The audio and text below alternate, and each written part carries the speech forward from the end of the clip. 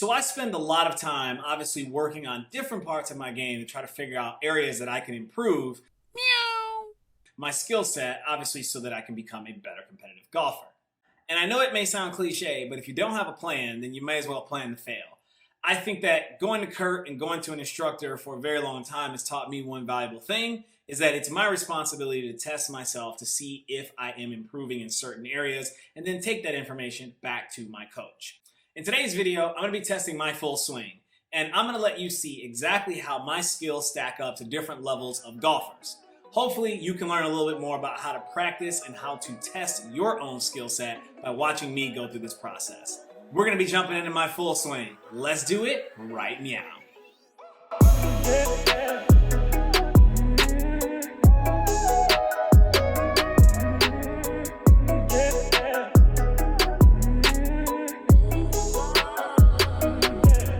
Thank you very much for checking out my YouTube channel. My name is Kenny. Some of you may know me as Kennie Kat. I am a competitive golfer, and this channel is dedicated to my journey on what it takes to become a better competitive golfer. I do release content every single week, so if you do happen to like this, the best compliment you can pay me is a thumbs up, and do not hesitate to hit that subscribe button and ding that bell below so you get notifications when my new videos come out.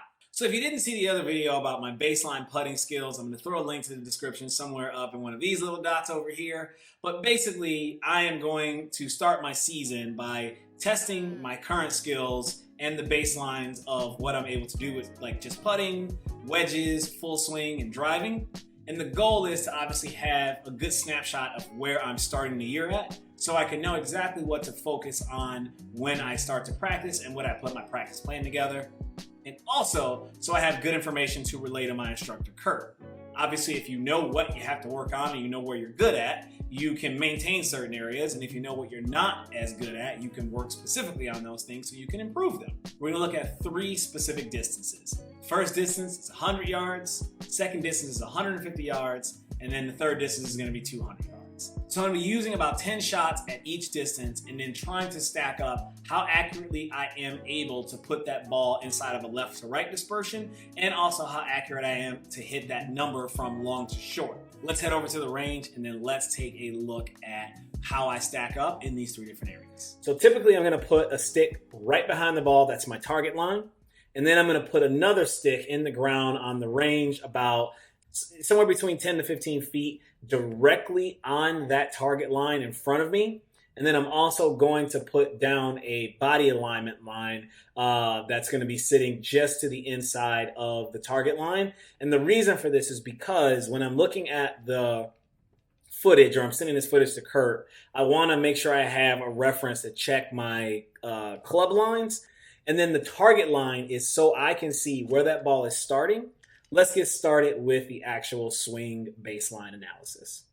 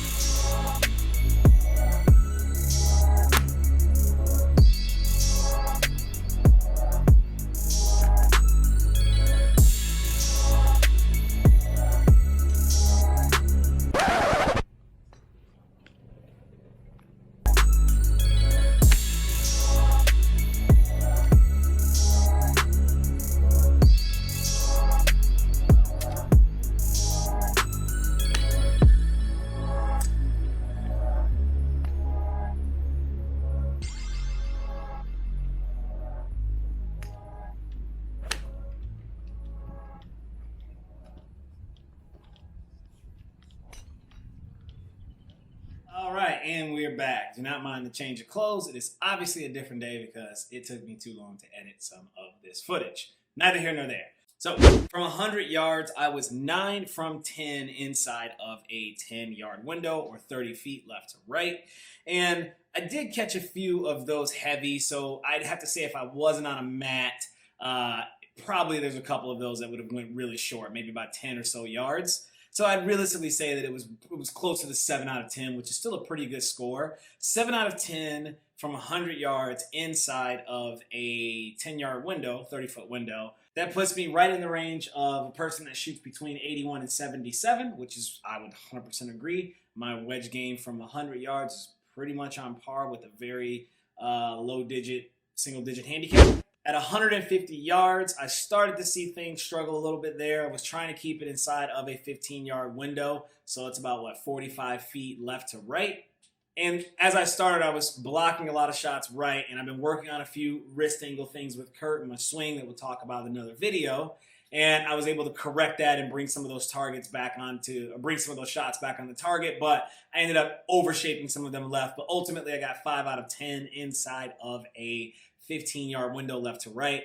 And that puts me at a mid-teen handicap for this skill assessment. This is definitely an area of my game that needs to improve with my scoring irons, especially between 150 to 175 yards. It's something that I notice in my Arcos data where if I'm playing a bad round, I'm usually losing about a stroke per round in this area. And then we jump over to the 200-yard range, which I was trying to get those shots inside of a 20-yard window left to right. And I was able to get 4 out of 10 of those inside of that window. And the same things that we saw with the 150-yard shot, I saw with the 200-yard shot, except with the 200-yard shot, I was more likely to block it than I was to overturn it. So again, this really just comes down to the ball is starting right of my target line, which is exactly what we want to have happen. I just have to make sure that we're working with these wrist angles to get that face close to a path so we can get that shot to either draw right back on the target or possibly reduce that really big bad block to the right.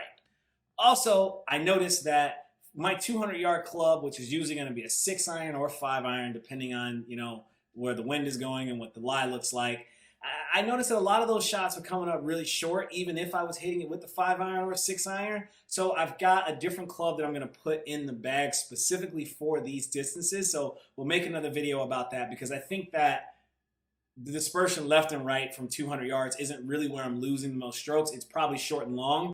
But I would love to hear from some of you down that lens. Let me know in that comment section below.